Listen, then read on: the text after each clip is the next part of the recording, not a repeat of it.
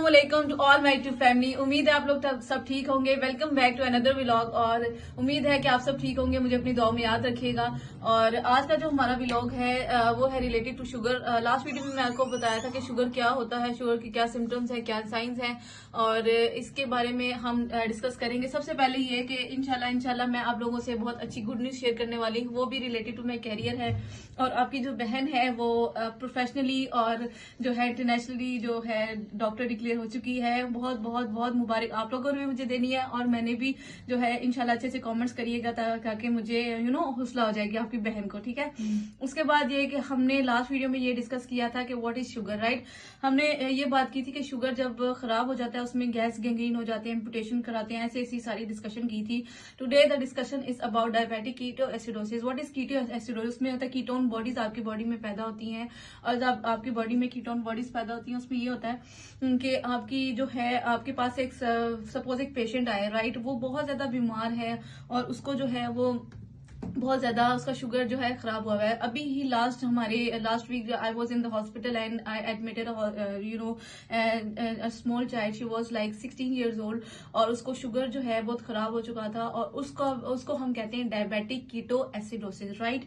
And उसमें ये होता है कि आपने 24 आवर जो है वो इंसुलिन देना पड़ता है आपके पेशेंट को और अगर वो कुछ खाए भी ना फिर भी आपने उसको इंसुलिन देना है। हम अक्सर डॉक्टर्स ये कहते हैं कि भाई पेशेंट को जो है वो इंसुलिन नहीं देते, मतलब बगैर खाली पेट, क्योंकि खाली पेट जो है हर डोज जो भी होती है चाहे वो ग्लूकोज हो, इंसुलिन हो, आप ओरल एंटीबायोटिक्स ले रहे हो, वो आपके सेहत पे इफेक्ट करती है। ऑब्वियसली कभी भी हार्मफुल नहीं। हाँ, हमने कोई टेस्ट करवाने हैं, हमने सीबीसी का टेस्ट करवाना है, हमने कोई भी एलएफटी दुनिया जहान का कोई भी टेस्ट करवाना है, हमने खाली पेट जाना है। बट अगर हमने इंसुलिन लेनी है, insulin is the reverse of glucose. Insulin अब आप लेते रहेंगे आपको हाइपरग्लाइसीमिया हो जाएगा। अब आप पूछेंगे व्हाट इज हाइपरग्लाइसीमिया? हाइपरग्लाइसीमिया होता है कि अगर insulin is reverse to hyperglycaemia. Insulin जो है ग्लूकोज का दुश्मन है, राइट। आपकी बॉडी में ग्लूकोज कहाँ से आता है? आपकी रोटी से, आपके खाने से, आपके मीट से, आपके मटन से। Every type of food is full fill of glucose. ठीक है। तो आप अपनी बॉडी में ग्लूकोज लेते हैं, लेकिन इंसुलिन वाले पेशेंट्स का ये मसला होता है कि वो ग्लूकोज तो ले लेते हैं लेकिन जब वो ग्लूकोज इनटेक करते हैं तो इंसुलिन का हाई हो जाता है। उसको बैलेंस करने के लिए हम क्या करते हैं? इनको इंसुलिन लगाते हैं, राइट। उम्मीद करती हूँ आपको इतना सा समझ आ गया होगा। आगे चलते हैं। आगे ये है कि जब हाइपरग्लाइसीमिया क्यों होता है?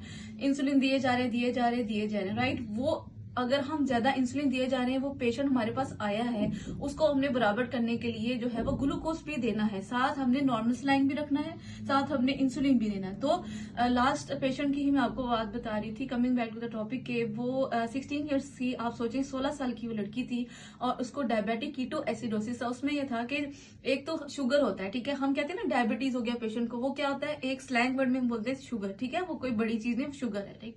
लेकिन हाँ, वो खतरनाक होता है क्योंकि शुगर जो है प्रेग्नेंट वुमेन्स को भी नहीं होना चाहिए, शुगर बीपी भी नहीं होना चाहिए। बीपी और शुगर हमारे जिस्म के लिए, हमारी सेहत के लिए बहुत खतरनाक है, राइट।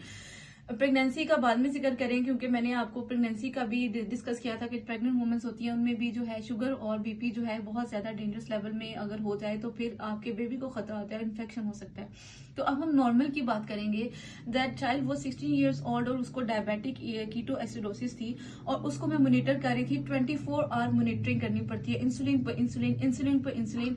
और जब मैं उसको कुछ खिला रही थी शी वाज लाइक वॉमिटिंग और उससे हजम नहीं हो रहा था। ये क्यों हो रहा था? अब आप सोचिए क्यों हो रहा था? ये इसलिए हो रहा था कि उसका जो है वो ग्लूकोज इंटेक है, वो इंसुलिन ग्लूकोज इंटेक करने नहीं दे रहा था, राइट, क्योंकि हम बाहर से इंसुलिन दे रहे थे। सो इन डायबिटिक कीटोएसिडोसिस के जो पेशेंट्स होते हैं, चाहे वो ट्रेवलिंग करें, चाहे वो कहीं भी जाएं, हर वक्त उनके पास इंजेक्शन होना चाहिए, उसको ओरल फॉर्म में इंसुलिन होना चाहिए। आपका इंजेक्शन जो आप इस जो है एब्डोमेन में लगाते हैं वो होना चाहिए, मतलब हर टाइम उसको करना पड़ता है। तो यही है कि अपना ख्याल रखें बहुत ज्यादा। और दूसरा ये कि इंशाल्लाह आगे अच्छे व्लॉग्स बनेंगे और ये आपने देख लिया, इंशाल्लाह यहाँ पे अच्छे मैं व्लॉग्स बनाऊंगी, कोई एक अच्छी जगह ले लूंगी, क्योंकि मुझे कमेंट में किसी ने बताया था कि मैडम आप ना ऐसे ही रफली बना लेती हैं और बैठ जाती हैं। नहीं, now I will make all the professional videos and all my videos will be very professional और अच्छे तरीके से बनाऊंगी ताकि आप जो देखने वाले मेरे हैं गाइज हैं उनको पसंद है, क्योंकि आपका प्यार है, आपके सपोर्ट है, उसी से जो है सब कुछ है।